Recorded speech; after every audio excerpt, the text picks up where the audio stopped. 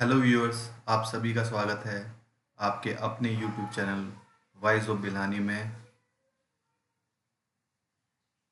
हिंदी सीखने के इस सफ़र में मैं आप सभी का तहे दिल से स्वागत करता हूं।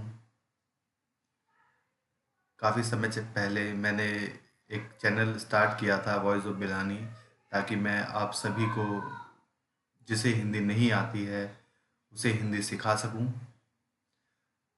पर कुछ कारणवश मैं उस यूट्यूब चैनल को कंटिन्यू नहीं कर पा रहा था। कुछ समस्याएं चल रही थी जिसके चलते मैं आप लोगों को पूरी तरह से हिंदी नहीं सिखा सका। मैं इसके लिए आप सभी से हाथ जोड़ के माफ़ी मांगता हूँ कि मैं आपको जिस सफ़र के लिए तैयार कर रहा था उस सफ़र को मैं पूरा नहीं कर पाया। वो पर इस बार फिर एक बार फिर परिस्थितियों से ऊपर उठ के मैं एक बार फिर कोशिश कर रहा हूँ कि आप लोगों को पूरा समय दूं और जिसको भी हिंदी नहीं आती है उसे पूरी तरह से हिंदी सिखाऊं। आई होप आप मेरी स्थिति को समझ पाएंगे। चलो स्टार्ट करते हैं। हिंदी वर्णमाला। हिंदी सीखने का एक बेस होता है जिसे हम हिंदी वर्णमाला, स्वर अक्षर, व्यंजन अक्षर के नाम से जानते हैं।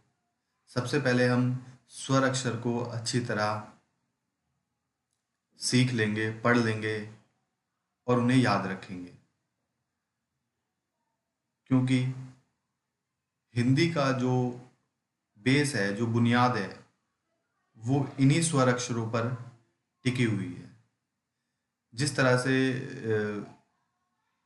एक मकान, एक घर की नींव जो होती है वो अगर बहुत मजबूत होती है, अच्छी होती है, तो वो घर भी काफ़ी अच्छा बनता है, अच्छा होता है। तो इसीलिए आप सभी को जो हिंदी सीखना चाहते हैं, हिंदी सीखने के इच्छुक हैं, वो स्वर अक्षरों को अच्छी तरह पढ़ लें। जिन्हें पढ़ने में दिक्कत है, वो अभी पढ़ नहीं पाते हैं, वो वीडियो को बार बार देखें। वीडियो को जब आप बार बार देखेंगे तो आपको सभी अक्षरों का ज्ञान हो जाएगा। उन सभी अक्षरों की पहचान करिए, उन्हें याद करिए। उसके बाद मैं स्टेप बाय स्टेप आपको समझाता चलूँगा कि किस तरह से हमें हिंदी सीखनी है। सारी क्लासेस मैं उस हिसाब से बनाऊंगा जिसे बिल्कुल भी हिंदी नहीं आती है, बिल्कुल भी हिंदी नहीं आती है, वो भी 15 से 20 दिन के अंदर पूरी तरह से हिंदी बोलना और लिखना सीख जाएगा। पूरी तरह से अगर मेरी क्लास को वो पूरी तरह से देखेगा, समझेगा, मेरे द्वारा बताए गए सभी कार्यों को, सभी टास्क को पूरा करेगा, तो निश्चित तौर पे वो हिंदी जरूर बोल पाएगा। तो स्वर अक्षर आ, इसको हम आ कहते हैं, जिसे हम छोटा आ भी बोलते हैं। जब भी हम सीखते हैं बचपन में, हमें भी जब हम मैंने भी सीखा था तो मुझे भी ऐसे सिखाया गया था कि ये छोटा आ है, इसे बड़ा आ कहते हैं, इसे छोटी ई कहते हैं, इसे बड़ी ई कहते हैं, इसे छोटा ऊ कहते हैं, इसे बड़ा ऊ कहते हैं। ये र ये रा का स्वर देता है, ऋषि ऋषि होता है, ये रा का स्वर होता है। इस शब्द का प्रयोग बहुत ही कम आपको देखने को मिलेगा, पर क्योंकि हमें हिंदी सीखनी है तो हमें सभी अक्षरों का ज्ञान होना बहुत ज़रूरी है। इसलिए र से ऋषि। अब मैं आप ये वर्णमाला में एक र होता है, ये उससे अलग है। तो इसको इसको मैं आपको पूरी तरह से समझा दूंगा कि दोनों में क्या फ़र्क है। फिर भी अभी हम स्वराक्षर की बात करते हैं, तो अभी हम स्वराक्षर पे ही रहते हैं। र से ऋषि, ए, छोटा ए बोलते हैं इसको, ए, बड़ा ए, ओ, छोटा ओ, औ, बड़ा ओ, अंग, या इसको कहीं कहीं पे अंग भी बोला जाता है, अंग भी बोला जाता है, अम भी बोला जाता है। एक माँ का साउंड भी निकलता है, एक ना का साउंड भी निकलता है। और इसे आह के रूप में यूज करते हैं, जैसे कि हमने नमः, ओम नमः, नमः, शिवाय। शिवाय शिव को तो सभी जानते हैं, शिव प्रभु जो साक्षात भगवान।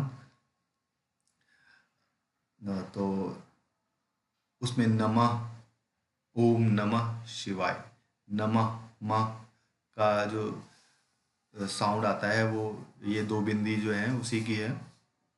तो एक बार हम इसको फिर से दोहरा लेंगे, ताकि हम इसको एक सीक्वेंस में इस तरह से पढ़ें ताकि हमें आसानी से याद हो जाए। आपको पढ़ना कैसे है? आ, आ, ई, ई, उ, ऊ, र, ए, ए, ओ, औ, अंग, आह। तो आपने